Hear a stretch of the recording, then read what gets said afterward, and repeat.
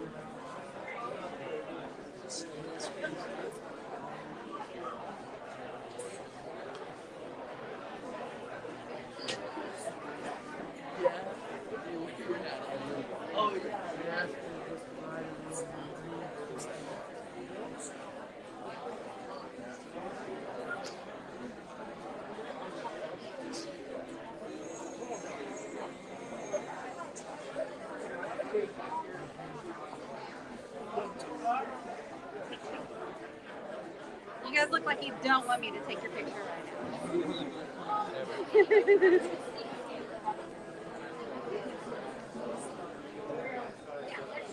Well, you notice which side I'm on.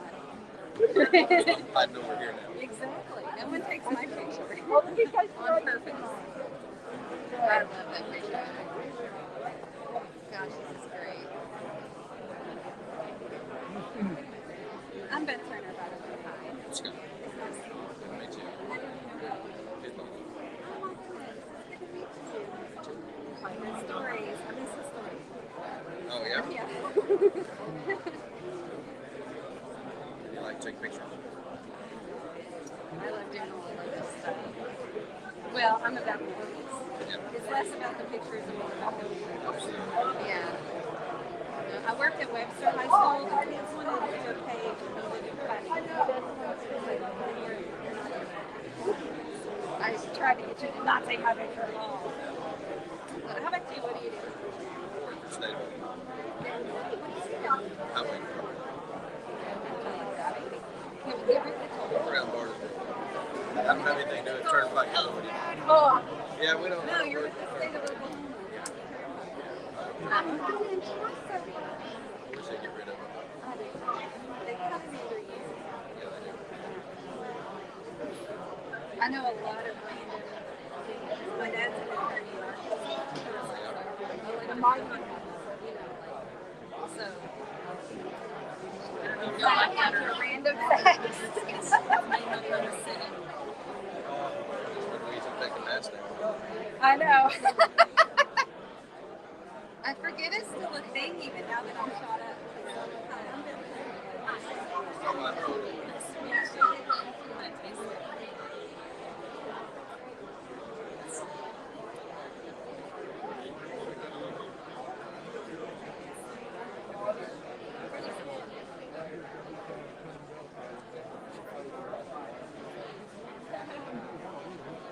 There you go.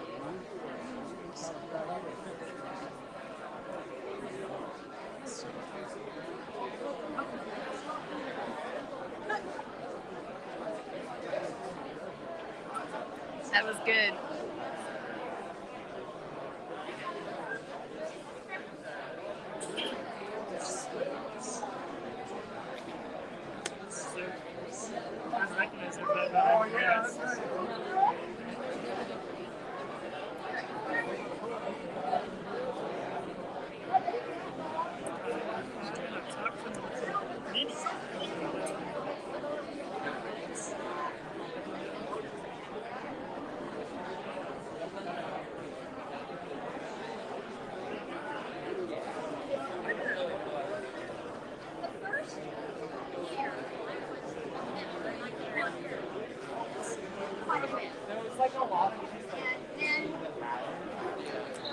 You don't even know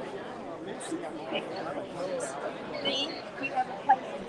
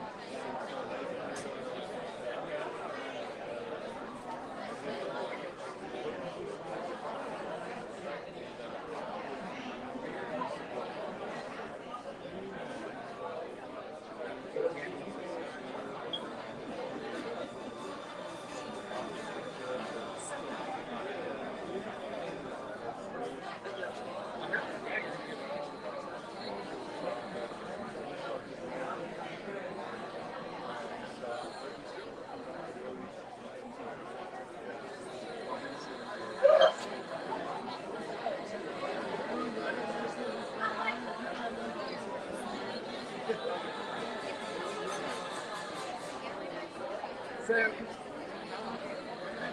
I just heard Catherine.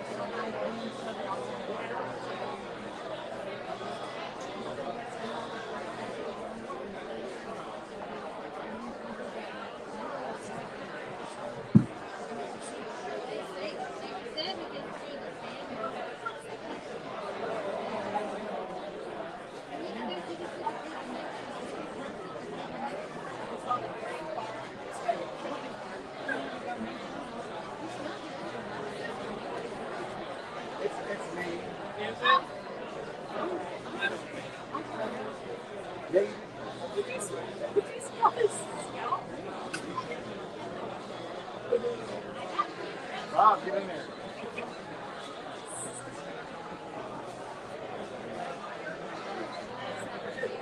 And he kept staring over here, and I'm like, he didn't want to talk to me. They go, I think I'm gonna head. I go, okay. I said, hey,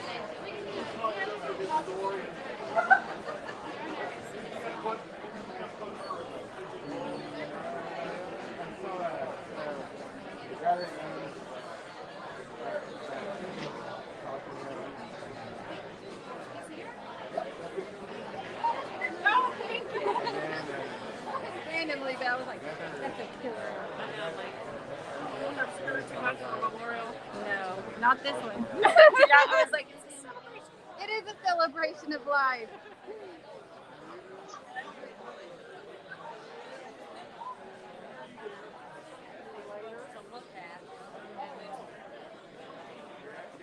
Yes, sir. Tell me when you're ready. I'm ready. You ready?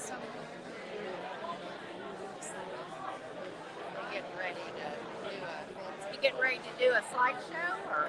Yes, we're going to do a little presentation and allow people to speak if they would like to speak. Okay. Yeah. Alright, good. Have you seen Betsy around? Yes, she has on a white shirt. She took her jacket off. Is that her right there? Yes.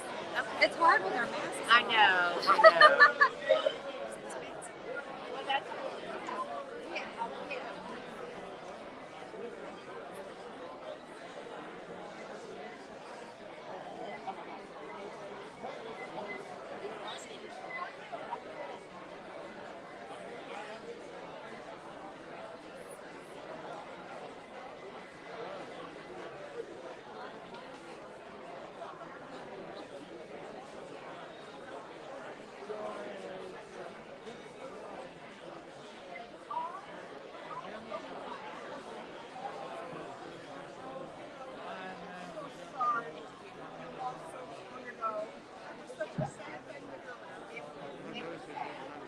All right, folks.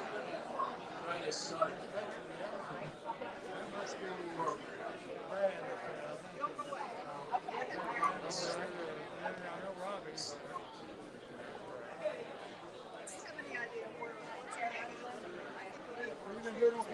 Oh, okay. Okay. I want this. Oh, yeah. Back there. Here.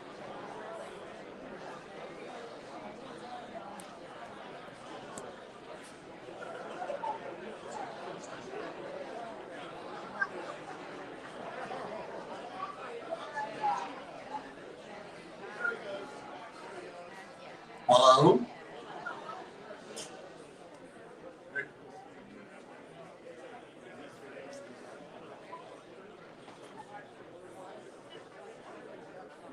Whatever.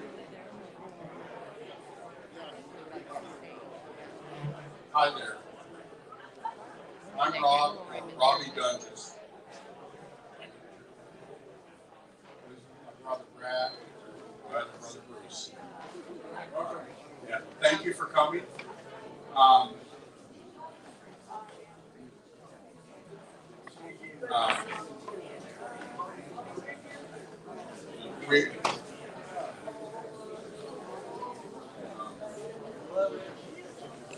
We have a few videos we would like to play, and we'd like to have people come up and speak. We have a few people who are going to go first, And if you would like to say something, you're more than welcome to come up. Tell you it's time.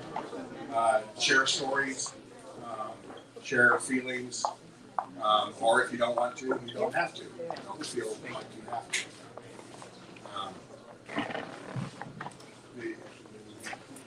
No, not at this point. Enjoy. That.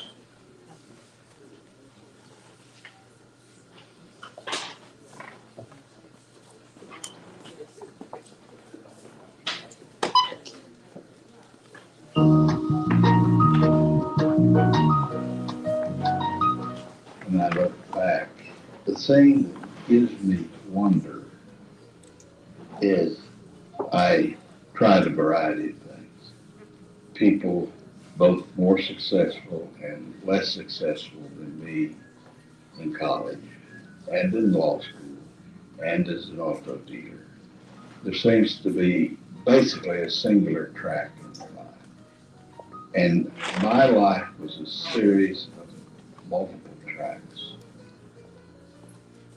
I have had so many blessed experiences. My name is William S. Doenges. I was born February 9th, 1938. People will, say hi to me, whatever. And I can tell you when they met me. Depending on if she was around the family and my mother, I would be William. High school and college called me Willie. In the 5th grade, Ty was one of my very close friends, started calling me Willie. It drove my mother crazy because the reason I was known as William, she did not want the Willie part. And Bob was tagged on the Willie.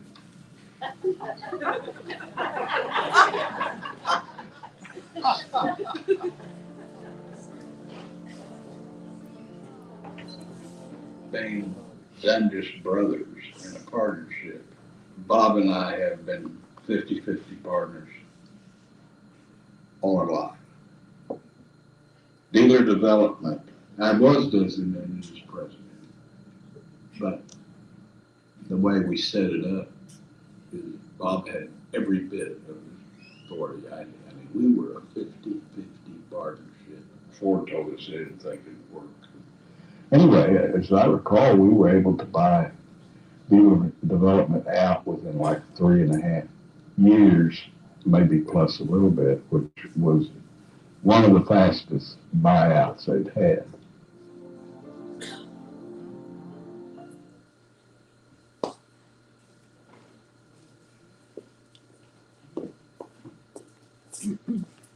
Now we'd like to ask that partner, the man who knew him the longest, spent the most time with him, my Uncle Bob.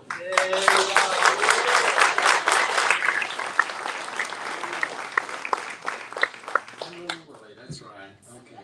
And I was proud of it. I was in the 3rd grade, and what moved me up in the world with all his friends. It was great. So maybe he thought I resented it later. I don't know. But Willie, you've heard the story of the name Willie, and I called him William. Mama and Papa, grandparents, Becky called him Mom.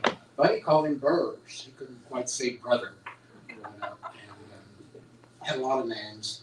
And of course, you all know he became Bill Jr. and Bill in business. And grandchildren had names, I think Baba and Wooly. I believe that's correct. And nieces and nephews, it was Uncle Willie. So he went by many names. And I was thinking earlier this afternoon, and just coming out here, I thought of E.E. Cummings. I just love poetry. Her mother was an English teacher, and she rubbed off on both of us in different ways. And there's a quick line there that I thank thee God for this amazing day of celebration for William Solon Doenges. And I think we're all here gathered to celebrate a wonderful life. And he and I were partners for 55 plus years until just recently. And we were best friends, and he was my older brother for just shy of 81 years, and a couple of weeks from here. And I'm going to pull a few more poems together to sort of etch or weave together the tapestry as I see it, of how he pulled it all together. And there's a poem by William Stafford, who was from the heartland, Hutchinson, Kansas, went to KU, ended up out in the Pacific Northwest. And he became what's now called the Poet Laureate of the United States. And the poem that he wrote called The Way It Is, I really think speaks to to part of William's life and the way he lived it, or it maybe lived him. There's a thread that you follow. It goes among things that change, but it doesn't change. People wonder what it is you're pursuing. You have to explain about the thread, but it's hard for others to see. While you hold it, you can't get lost. Tragedies happen. People get hurt and die. You suffer and you grow old. Nothing you do can stop time's unfolding. You never let go of the thread. And William never let go of the thread, that thread that ran through his life. And I think there are two organizations that influenced his life that helps this tapestry come together in the thread. The most recent one was in 2005, he joined Integral Transformative Practice, came from the Bay Area, and it was a daily practice for the house dweller to bring about transformation in body, mind, heart, and soul. Part of the human potential movement. And we know that William was so involved in the human potential in all of his life. In the school readiness program, he was such a leader in that area, in the state and locally. And so human potential was natural for him. So here it was a practice dealing with body, mind, heart, and soul for the house dweller. And he joined that, and he was a member of that group every Tuesday night, which from 7 to 9:15 until his passing. So he was the only original member of the group still in that practice from starting 5 years ago, I believe it was. And then he was in that group for 16 years. So that's the most recent group that many of you would not be familiar with, that was an influence on his life and this thread that I'm talking about. And the first is 4-H, and I bow to Susan Stone here, and because she can get up here and say the 4-H pledge with me. 4-H is for rural youth, helping them develop public speaking, doing all kinds of projects. And we were fortunate to live on a working cattle ranch, and we had chores. We had 4-H projects, broilers, swine, sheep, fat cattle, breeding cattle, soil conservation, all kinds of things. We were busy boys, and we had a lot to do. And we got up early in the morning. And you can ask me later, and I'll tell you about the first trauma in our relationship. That's when he went to college. He wasn't going to do chores with me. I think that was Betsy. And in the little longer bio you have there, it mentions that in high school, after Betsy and football, it was 4-H. And Willie embodied the 4-H motto. The motto was to make the best better. And he embodied the 4-H pledge. And Susan can help me here. I pledge my head to clearer thinking, my heart to greater loyalty, my hands to larger service, and my health to better living. For my club, my community, my country, and my world. And he did that. He never let go of that thread that was running through that. It was body, mind, heart, and soul in ITP. And here, early in the life, that started that weaving in his life of that thread that he never let go of was 4-H, head, heart, hands, and health. And I think that really puts together, it's more than success. It's the joy of completion. I mean, he was complete at the end. He lived a complete life. He had embodied body, mind, heart, soul, head, heart, hands, and health, all of that coming together. But he I don't want to put it, that he was so complete and lived life to the fullest, and that how he approached life and the individuals that came in were unique. And he was a great listener. He listened and was a man of few words, but you knew when he spoke, he was speaking from a deep place. And he would see the best in the individual or the organization. And when he saw that in them, he recognized it. And then when they, through awareness, recognized that he saw the best in them, the better unfolded within them. So the best, making the best better before each mile, was a living activity of his life. So I will end, and I didn't bring a glass here, so if you have a glass, I'll end with another poem on my mother's influence on me with poetry. And it's from David White, a Welsh-Irish poet who lives in the Pacific Northwest. And I think it speaks here to all of us. And I'll move it from the singular to the plural, so it includes everyone here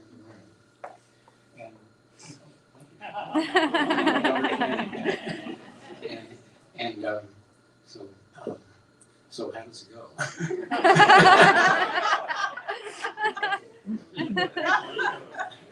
Okay. One day we will say, the gifts we've been given have been taken. The places we've made for ourselves belong to others. The words we have sung are being sung by the ones we would want. Then we'll be ready for that voice in its arrival in the still silence, William. And we'll meet together on the road. And we'll be thirsty. And we'll stop and laugh and drink together again from the deep well of things as they are. Amen. So, thank you, Willie. Thank you for never letting go of the thread. Thank you for blessing each one of us here. Thank you, Willie. Thank you, William. Yee-ho. Yeah.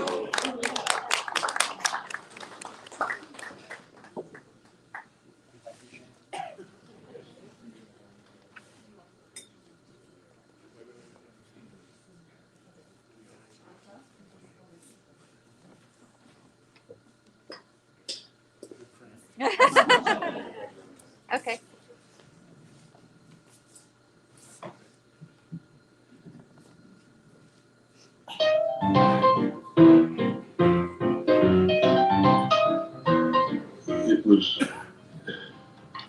It was either Vietnam or family. And it's very crude and blunt about it. And we decided to have a child. Once we decided we were ready for kids, it happened almost immediately. William Bradley, known as Brad. Robert Gary Doenges. I was William, my brother, the closest to me is Robert or Bob. He's known as Bob. So Robert Gary is known as Robbie, so he didn't get mixed up in the family. And then James Bruce.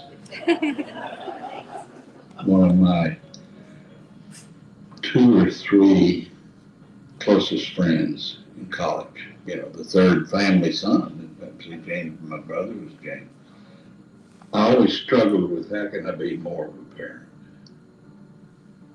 And yet, I had business to run. And so I never felt completely comfortable that I had done all. I think Betsy shared a significant load.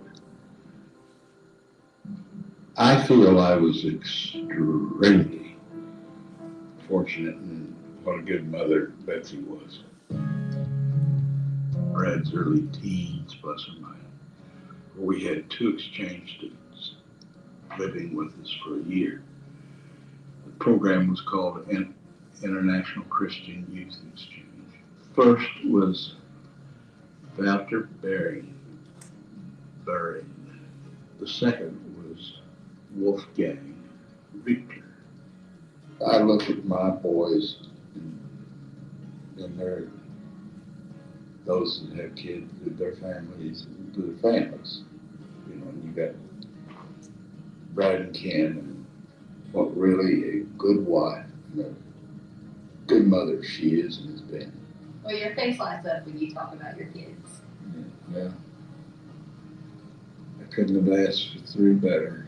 And then BR and Catherine, grandkids, and they've all been joy and pleasure to be a grandfather for.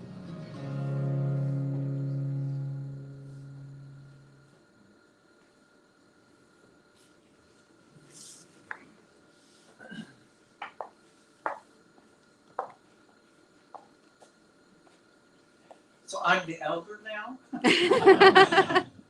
Really, seriously, the elder. And this next part is going to be about family. And I'm Betsy Wright, who was Betsy Doenges, Betsy Burgess, Betsy Doenges, Betsy Wright. And George, my husband, is in the plaid there. Oops, no, that's too close. No, I did that one. Robbie, pull back. We'll just stop it for a second. Okay, you know, as I began to think about this, I thought, how in the world does someone talk about someone you've known forever? I remember the ninth grade, and Dick Endicott is going to be watching this afar. I'll tell you about that in a minute. But so I have to mention the fact that I was called by Billy at when he was at Dick's house. I think Dick put the phone number in and called me, and then he handed it to Willie because Shy Willie wasn't doing that. And in the ninth grade. But our mothers told us that we knew we were in the same piano class at the fourth grade, but we didn't remember each other from that. So it's been a long time. So how do you talk about it when you come together, you love and you laugh and you build families and community and a life, and then your paths diverge? And it's been 30 something. I knew a while ago, and now I can't remember years. And we came back together again about 10 years ago. Not that we were ever totally apart, but we came back together in total about 10 years ago, and to embrace these grandchildren that were in our lives and help nurture them and to enjoy each other. And I'm so thankful that both George and Willie, and of course I'm of the early generation, so he's Willie. I cannot call him Bill, it's not the same person. And that all that worked, and it was loving and caring, and it meant so much to me to be able to do it that way. So, I just wanted to say, it's hard to talk about a relationship that has diverged, but know that it came back together, and it meant so much to me. So we talked about our extended family, who were also part of our family, Wouter Bering and Wolfgang Richter. And Wolfgang, I think, is here, unless we've lost him somewhere. He's back there. Wouter, do you know that you cannot come from Europe if you're European yet? They were supposed to be November 1st, but it's now been pushed to November 8th. It's the U.S. that's keeping them out. So we were missing Wouter. But guess what? I have some Wouter with me. Aww. And I'm editing, since Wouter will be watching this, I'm cutting out some of the long words. I will not be there at the live celebration on November 4th.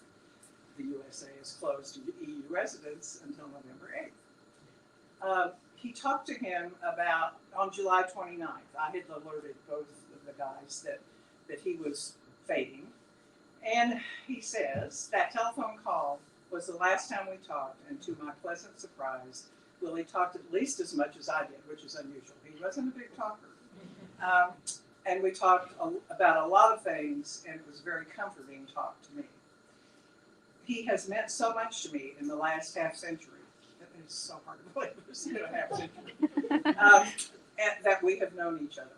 At first, he was more like a second dad to me, As time passed, he became more and more like a dear friend. Skipping 2 paragraphs. There was time for interesting talks about all kinds of things, like pop music, transactional analysis, anybody remember that?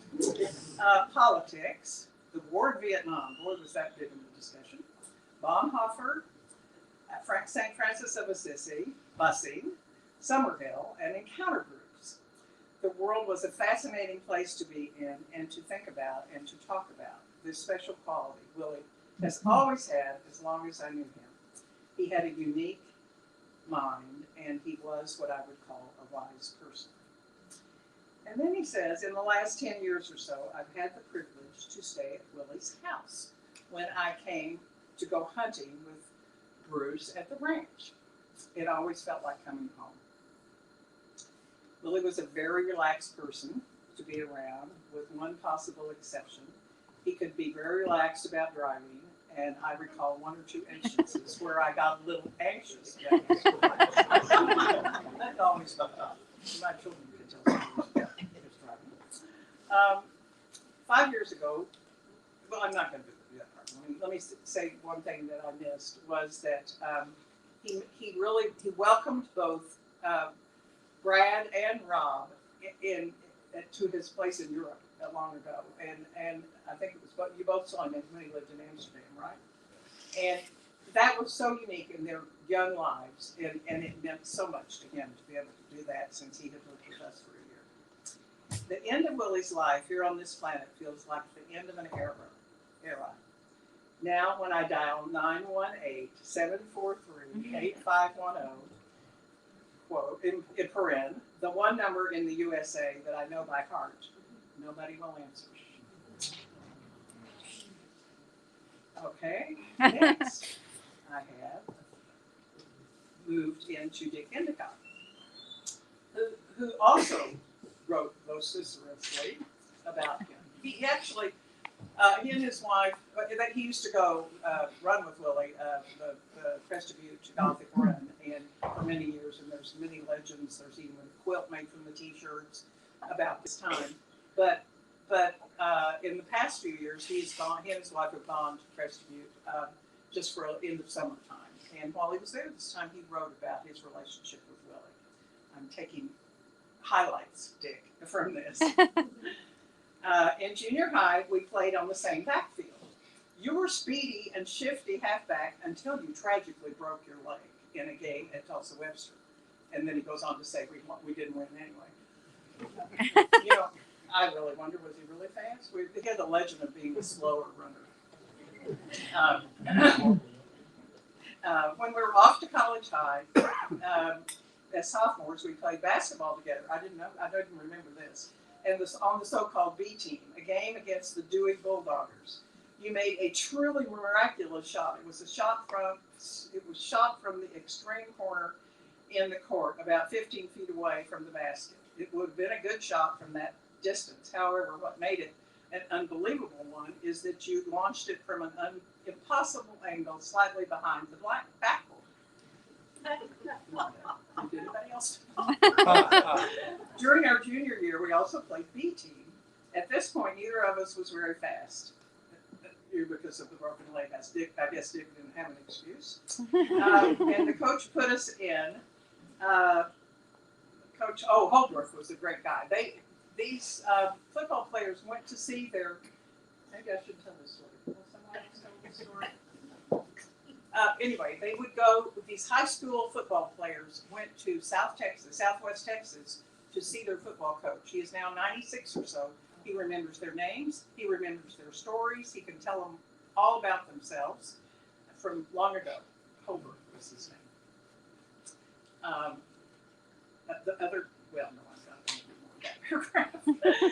In the middle of a long losing streak during the season, he decided to experiment with a lineup. This one's good. He inserted the sophomores and juniors in the starting lineup in place of our senior unit. The strategy failed with Webster winning. So he abandoned that strategy. On our first offensive play, I handed the ball off to you, and probably in revenge for the broken leg you suffered several years before at Webster, you rambled 73 yards untouched for a touchdown. So we'd be proud I got that one in. In spite of being a school hero, you were somewhat shy, and he talks about him calling me, and you heard that story, and the Crested Butte error. Okay, and no, I'm not going to do that. Somebody, if you want to know the story of the T-shirts, ask me later. It's a little off color. So to end it, Dick says, "Great friend, William. We've had wonderful times together. Catherine and I can't thank you enough for your friendship and generosity, exceptional hospitality, and over the years." I'm almost done with this.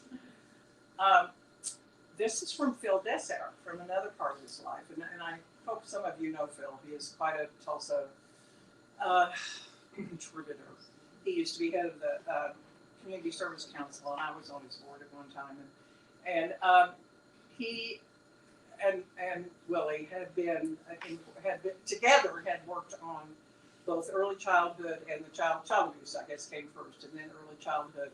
That Tulsa has become famous. Oklahoma has become famous for the early childhood pre-K that you have. I mean, I hear it all the time. We just passed something in Oregon last year that we will have universal pre-K. So anyway, Phil was his partner in that, and a very, very good friend, and in a different kind of way. And so here's what Phil says. He was the best friend and better person. I'm so lucky I got both from him. Unusual combination of wit, wisdom, humor, direct talk, and serious observation. Could be quite frustrating at times when slow to talk about certain things. Killer smile and frown. Great love for his family and friends. Just the best. I miss him a lot. So, to my family, I have another William Stafford quote, but I'm going to omit that so we don't go too long. His daughter lives in my neighborhood. But to my family, I'm going to offer an opportunity to say whatever you'd like to say. I know we have family around the room about Willie, or maybe Bill, or William, or Baba, or Wooly. One of those, if you'd like to say something. I'm say this knowing that you've all told me repeatedly that you're introverts. So we'll see what happens.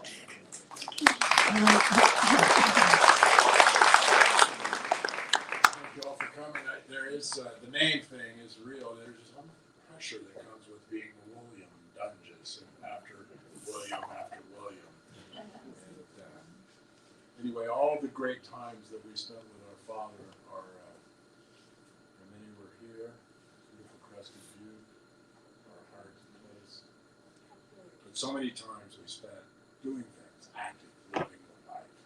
And I think that's what we want us to do, is enjoy this day and the moment we have together, bringing all these paths of his life across. And because there's people that I haven't seen in half a lifetime or more, from all walks of life.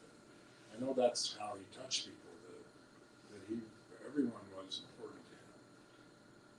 Everyone. And it's great to hear you all, and I want to hear from you all. Like she said, I'm not really one to want to talk much about this. So I'll leave it at that. Invite someone else to come.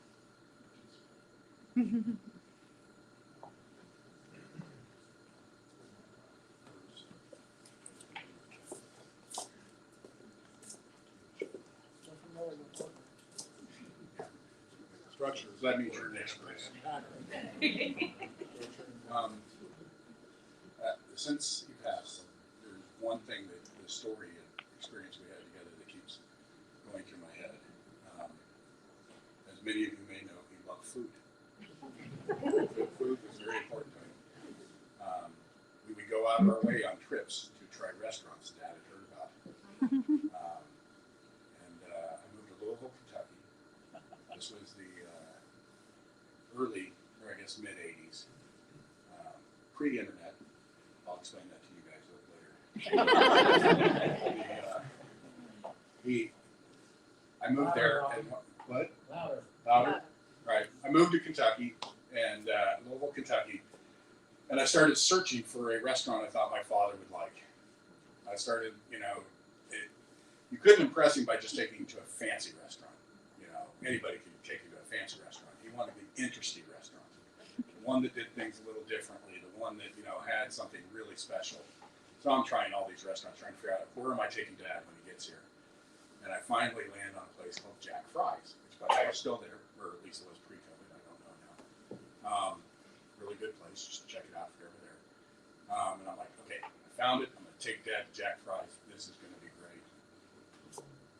Maybe a week before he gets there, I get a letter in the mail. I open it up, hand scrawled across a legal pad note, a piece of paper, is make reservations at a place called Jack Fry's. And behind it was a Xerox of a New York Times article. And I looked at the date on the article, and it was from 4 years before I moved to Kentucky.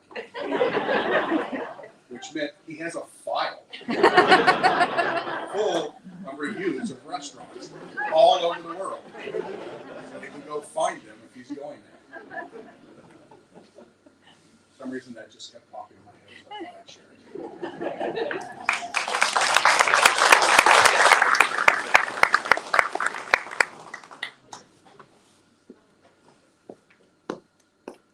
I may not go off script. You got a good one. That's fine. But it's an important book. 12 ounces of teeny pasta. I've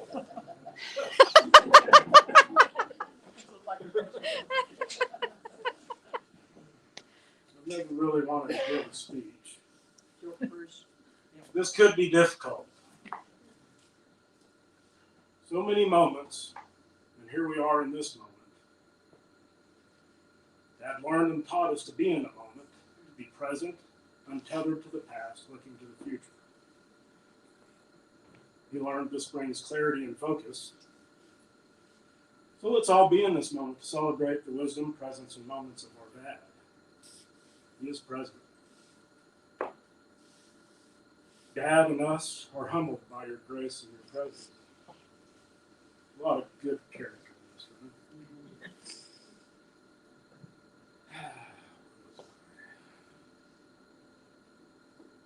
What a person Dad was. What a life Dad had. Dad celebrated life every day, didn't he? He enjoyed most moments. If he didn't, he would seek a better perspective. Dad was excellent at lending perspective. That would suit the moment and the person. Dad woke up searching every day. He wanted to really understand humanity. He wanted to travel and see and be aware of cultures and eat good local cuisine. Dad honored all he came to know with dignity and grace. He was a personal person. Dad was a specialist at subtle humor.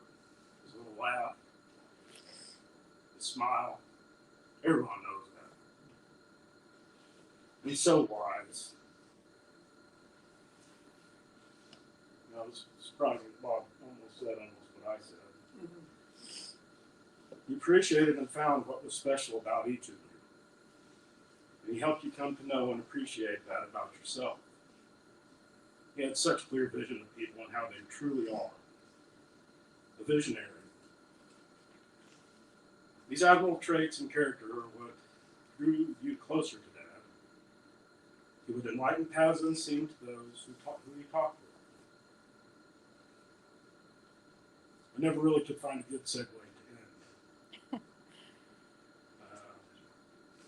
It's ending. And like nature, endings are abrupt. And here we are at this moment. How do things end? In many ways, I suppose. This ending is proving difficult to write. There are so many moments, so many examples of how to be a loving father, stepfather, brother, uncle, grandfather, husband, cousin, and friend that he gave to all of us. We all know, love, and cherish all we have. Each moment in his presence are blessings setting our future. We love and cherish the time we had. Your memory will live on with all of us.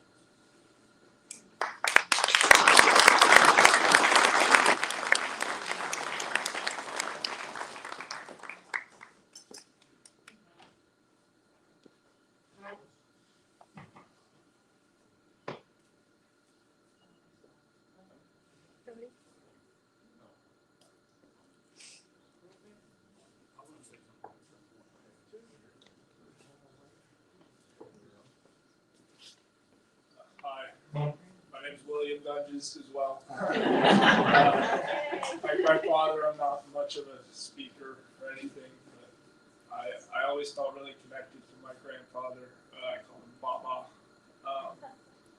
Have the same name. We had the same birthday. And I always really looked up to him, and I remember the first time I got to go to OU, Texas.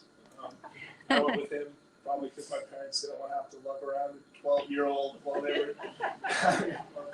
So I went with him, but I just remember he spent so much time that weekend just trying to make sure I had the best weekend ever and got the full OU, Texas experience. We went to our own steakhouse that no one else was at. And it was just, I remember thinking at the time, this is the best meal I've ever had. This is incredible. And then the next day we got up early and went to the train. Probably my least favorite part about it. He loved taking the train to the game.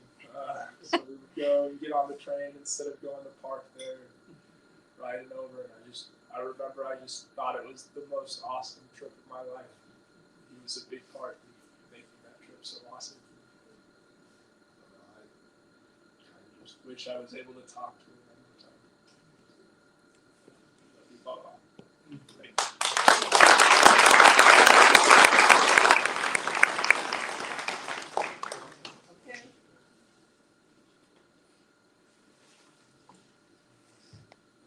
My name is Ken Graham, or Kenneth, or Kenny, as I was known most of the time in the family.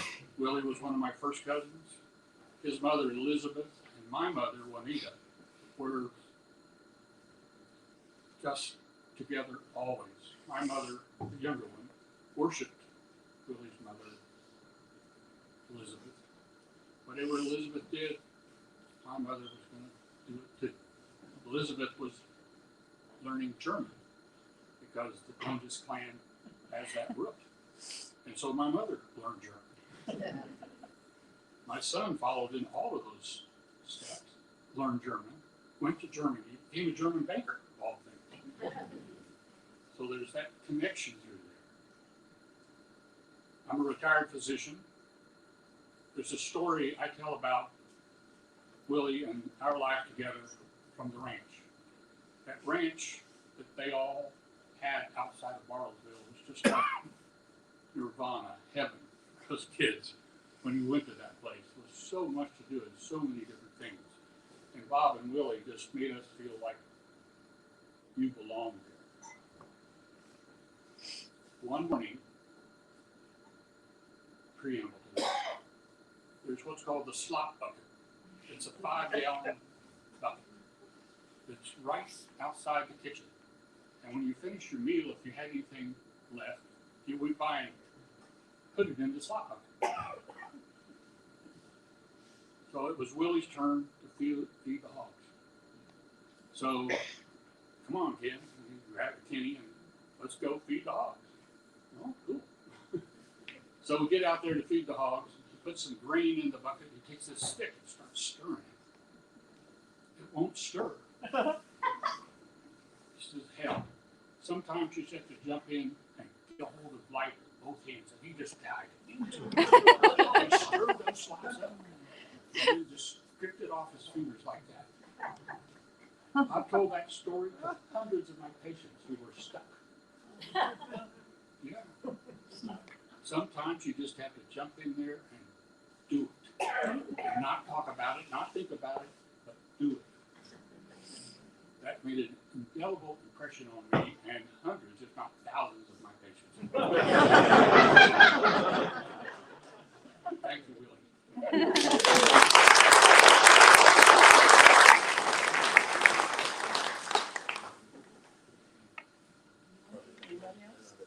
Over here.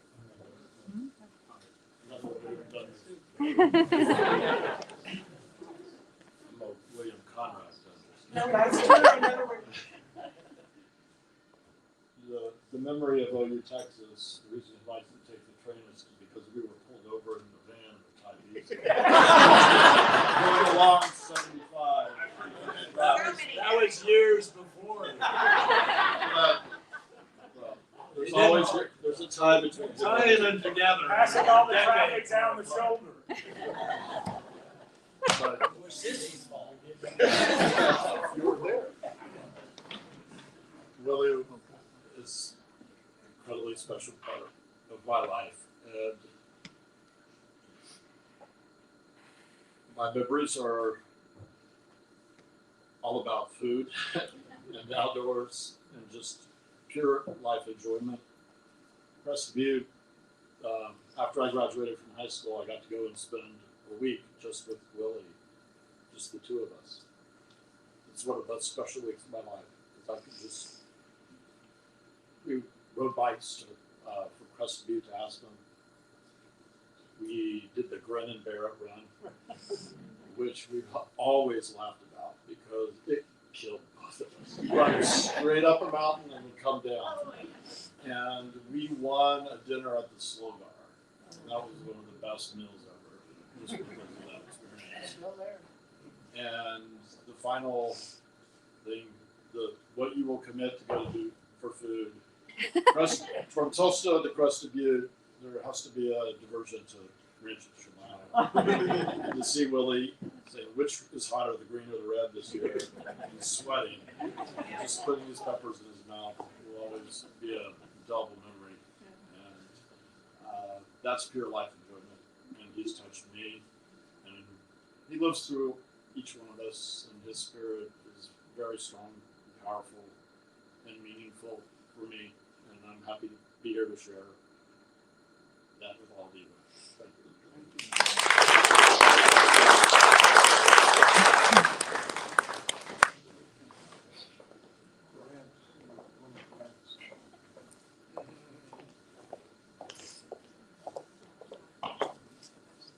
Hi, I'm Shannon Collins and Elizabeth and Uncle Willie. Conrad is our older brother, and we grew up on the same block. I just wanted to share, I had to throw in another football story. It wasn't OU Texas, but it was my first football game, big football game, and I remember my parents weren't there, so I got in the van with Brad, Roddy, and Bruce, and I think Conrad was there, but Billy Sims. So I was the first girl that came around, so I disrupted a lot of things, but I was so into, I was in ballet. My dad wanted me to be a ballerina, but I wanted to go play soccer and stuff. So I was excited to go to Oklahoma, to Norman, and I was a little nervous, but it was so fun. I cheered the entire game. I was like cheering and just had the best time. And I just remember Willie made me feel so comfortable, and that was the beginning of loving football and loving sports, and it was a fun time. I wanted to just say what everyone has been saying. I mean, how special and how safe and loved Willie made everyone feel. And there was something that he did every year after our mother passed. He sent a single rose. I received it every year on her birthday, and it just said remembering. That's all it said. And I received that every single year. And it had such a tremendous impact upon me. And after 25 years, on the 25th anniversary of receiving it, 25 years, I knew it was coming, but it still had this force. And I would call him, and we would speak, and it was just so powerful. And that year, I called my sister, and I had this vision, and I said, you know what? We need to take Willie's beautiful, generous spirit out to the world. And so what we did a month later is on the anniversary of our mother's death, on the 25th anniversary of her death, we did a love ripple all over the world, from Iceland, Australia, all over, because when I shared the story of Willie on CBS in Los Angeles, you know, people heard it and they were like, wow, this is amazing. And so we gave out roses, hundreds and hundreds of roses on Skid Row in Los Angeles, and people all over the world participated. And this was all because of Willie and his love. And, you know, people were receiving roses, random people all over the world with tags that just said, remember your own heart. And there was a reflection to just pause and to remember, because sometimes we disconnect from that love within our own heart. And that was something that Willie always brought into my life. And I felt so fortunate that this summer I got to share a little time with Willie, with my son. And it was just really, it was one of the most beautiful afternoons of my entire life. Watching my dad and his brother tell stories, and Eli, my son, just listening to all these stories of how they grew up together. And I felt this profound sense of safety that was something I remember being at the ranch with Willie all those years. And then I have a voicemail on my phone that my dad called the night before he passed. I was flying in the next day to watch a football game. That was our plan, and I was so excited. And he said, I'll see you tomorrow. And, you know, those final words, you know, he lives here within all of our hearts, and I'm just so grateful to be here and share the love and feel the love from each and every one of you. Remember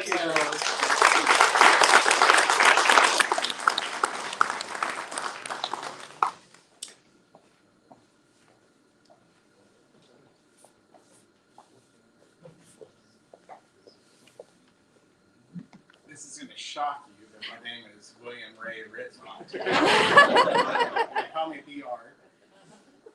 So the first time I met Bill, I was living in Paul Heskett. My mom and I and Catherine Jean had moved there, and I was grounded.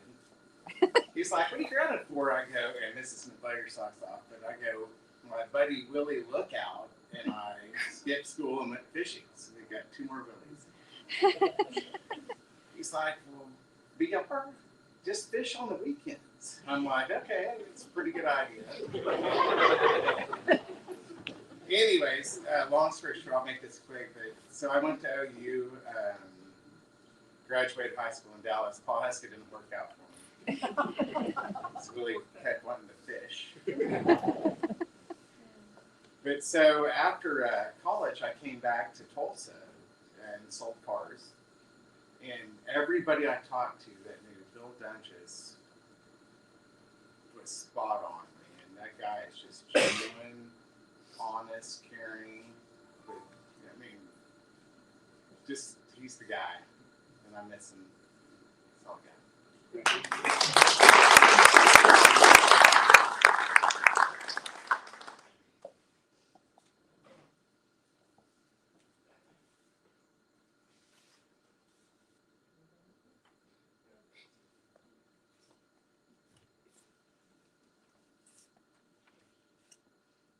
Okay.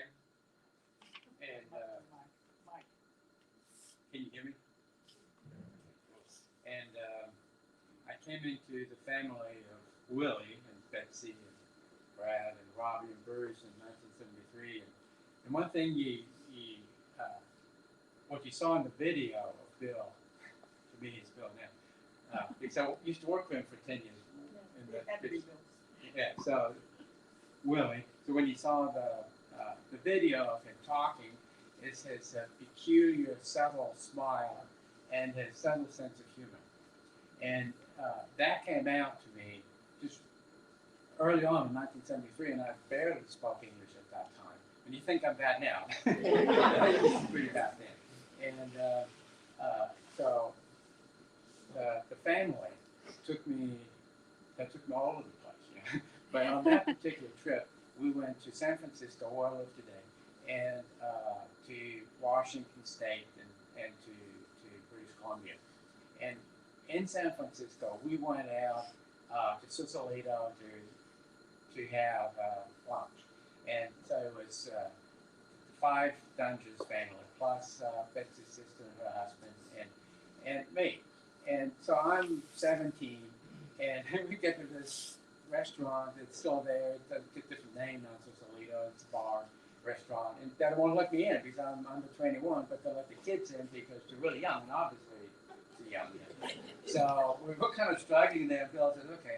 And he and I go outside, and we grab some beer and some sandwiches or something, you know. And we sit right next to the restaurant by the bay on these rocks. There's the old docks there.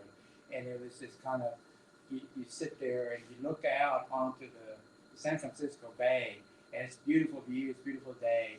And here we're sitting elbow to elbow, you know, we're talking. And this was the first time in my life that I connected to a man, and from man to man. And it was an experience I've never forgotten. And I remember when he said these funny one-liners, yeah, with this, the smile that you can see, the subtle smile, the sense of humor, you know, and it is an experience that I will never forget. And it changed my life. So I was supposed to go back to Germany. I did go back to Germany, and I couldn't be there anymore. So not much later, I came back to the United States, and that's how my life has changed because of my experience with the Doenges, and that smile of Willie's, and that sense of humor that I just adored when I saw it on the video. I mean, you might want to relook at it when he talks about it. I mean, that to me, that is Bill. And when I talked to him a few months ago for the last time, and I heard his voice, and I could see the smile, and I could hear it when he's talking. He's funny. Bill is just funny, you know. And when he said these things, and I could see him smile saying that, and I'm really thankful that I've had him in my life.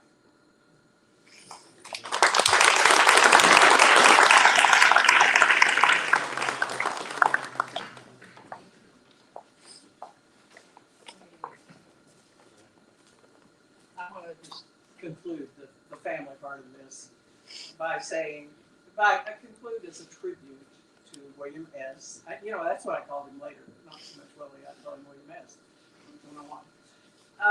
Talking about, just to tell you one little sentence of how much it meant to him that he had 3 sons who had grown into such fine men. He talked about that to me often, how proud he was of that. And that just, it meant so much to him. And he watched the grandchildren, and he believed so in their futures and what they could be. All the grandchildren, all of them, not just the biological ones. He loved and he believed in their futures. And I second that, William S.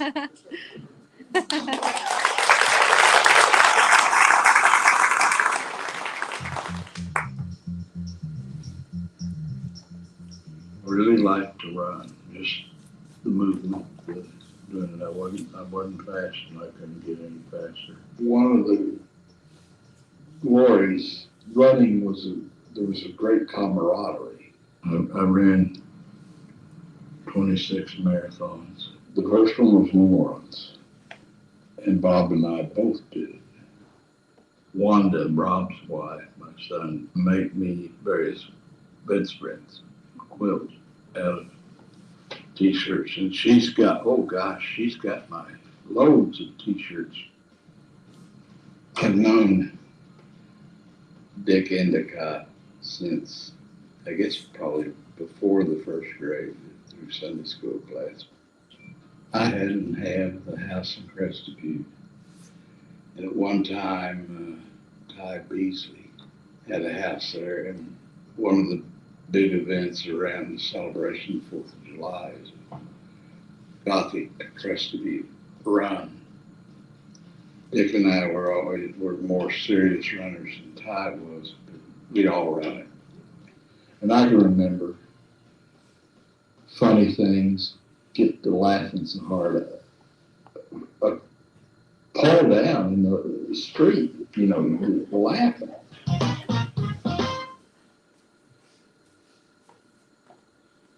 If any friends would like to say something, that would be your time. runners. We're fast.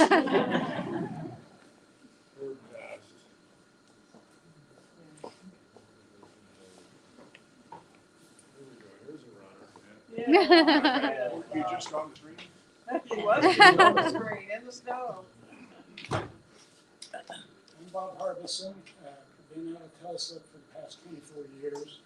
And in processing Bill's passing and reflecting on all the times that we had together, it reminded me, or maybe for the first time, that he was my oldest friend in Tulsa in terms of time, and that we had maintained that friendship, and it was even, I got the privilege of seeing him more often the past 20 years prior to the shutdown, because I was seeing him in Oklahoma City as we both spent our older years working on early childhood, working through all the legislation, and Bill was chairman of one of the committees we were on. But anyway, I saw him regularly, once a month, talked to him on the phone all the time. But I do want to tell 2 or 3 stories about our running. I was, in the picture you just saw, I was the guy in the middle. And Bill was not fast, but he was steady. And he would really stick with it. He did a couple of things that are just really distinctive. He ran marathons, 2 marathons in successive weekends, which I thought was pretty amazing. I was with him on the second, and I just couldn't imagine he did that. But the backstory on the picture in the, of us running, the 3 of us, Ty Beasley, Bill, Bo, the big, great white dog, was New Year's morning, about 10 o'clock. It was Bill's 2,000th straight day without missing running. And his self-imposed rule was I have to go out for at least 30 minutes and run. And I asked him about that. And how in the world did you do that? And I don't even know when the streak ended, but I think it was short. He did not. He got some more days to it, I know that. But he just said there were a lot of days I had no business being out there running. So he was a very determined fellow. A couple of other short stories that I'm very fond of telling. I can remember sitting in the Bronco with him, pouring down rain, 9 o'clock in the morning or 8, cold in the spring, getting ready to run a 5K up Riverside Drive. And I'm looking over at him thinking, why don't we just go back home? And Bill looks at me and he said, let's go. And so off we went. We took off our warm-ups, walked right into the rain, went down to the starting line and took off.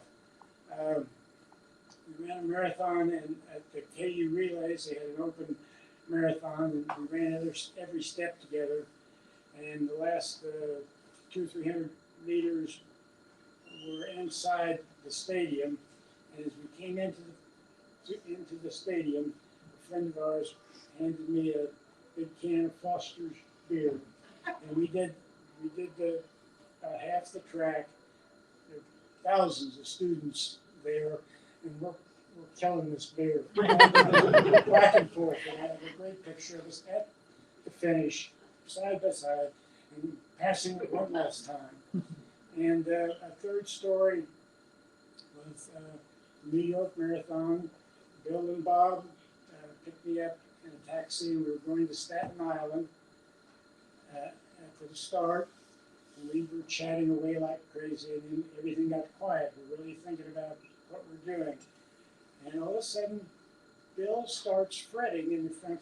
Bob and I are in the back seat, Bill's in the front, and he's fretting about something. He's grumbling, he's into his bag of stuff that he was taking to the starting line. We were in warm-ups. Bill, what's the matter? What's going on? He said, I made up my mind I wasn't going to let anything get me upset before this race, and now I can't decide which pair of shoes to wear. So he could get pretty intense about things that he solved the problem. We had such a great time. That's my running stories, and that's our script. But I was extremely fond of Bill, and I felt so fortunate that we could be well into our latter 70s and still be getting together once a week trying to work on problems about disadvantaged little kids. And we did that for 20 years, and we hardly ever mentioned running and the intensity of our running days, which, as the runners that are here know, can be pretty intense. And Bob and Bill were both on the little ad hoc committee we had for the Tulsa Run from the very beginning. It's amazing to me that the 44th Tulsa Run was last Saturday. But what great fun, what great memories. It's great hearing from all the family, seeing the kids that I haven't seen for.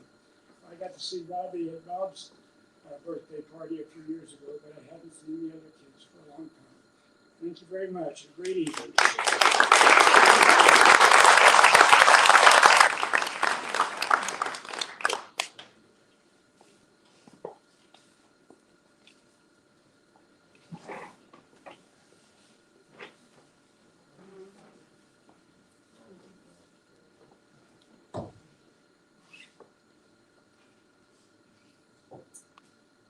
Hi, everybody. I'm Malcolm McCullum, friend of Bill's. I moved down to Tulsa in 1982 from Kansas, having freshly graduated from law school and passed the bar exam somehow. And quickly I became active in the local running community. And that's how I met Bill and Bob, and many of the others. I knew them casually, not that well. But one person I did know a little better was Wolfgang, because we spent a lot of time on weekends trying to beat each other's brains out, either running or in triathlons or doing some sort of damage to each other. And one day I got a call from Wolfgang when he worked at a dealership, and he called me because he had a legal problem that he wanted to talk to me about. Well, I had grown up in Tulsa, spent several years in the legal community, in the firm environment, and I had just gone out on my own to become a solo practitioner. I didn't think it through very well because I didn't have any clients. But this was my first foray into being an entrepreneur, and I didn't exactly know how that was. But anyway, Wolfgang called me.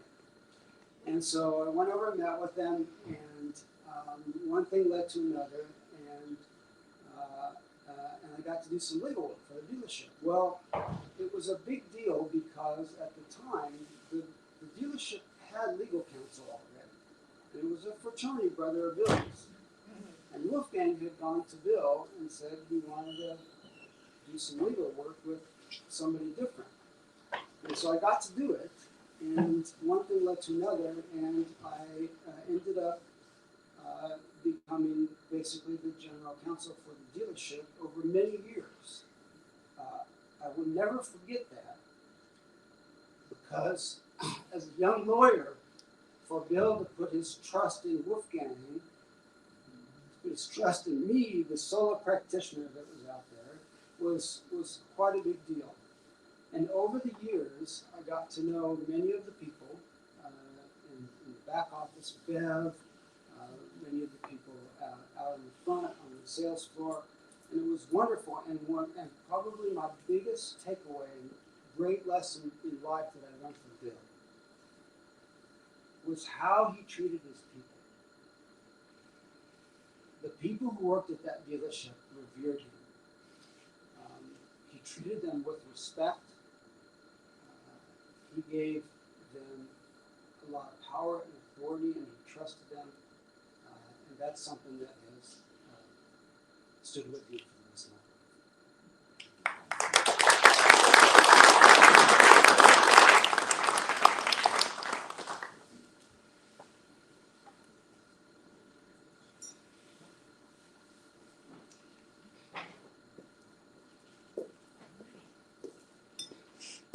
One more clip. We have one more clip. I'd like to thank you all for coming and participating. The garden has said that you can stick around and walk the gardens and stuff until it gets dark if you would like to. The flower arrangements on the table, feel free to take one home. Anything else? Yes, we have dessert. Oh, And yes. visiting, more time to Yeah, visit. more time to visit, and we have dessert. Go sick. Let's roll that. Oh, by the way, Beth here Oh. is the one who videotaped all this, and there is a longer version of it that will be out at some point. You can go on the bottom of the itinerary for today. Tell you how to get there and see it in the future when it's ready to go.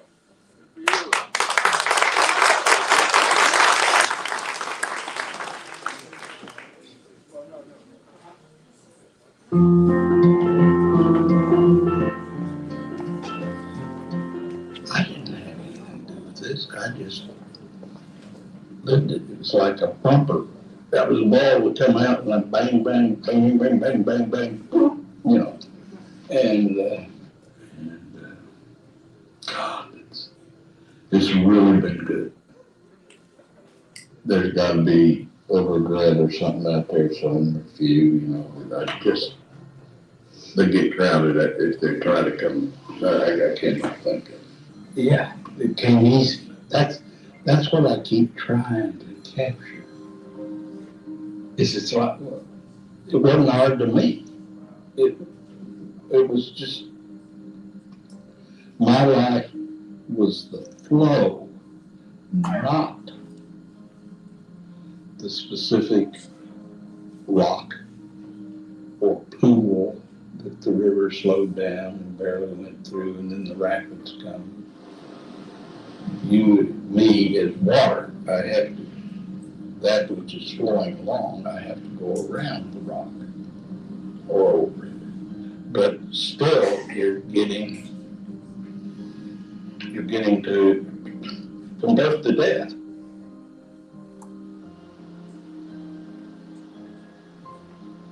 I have had so many blessed experiences.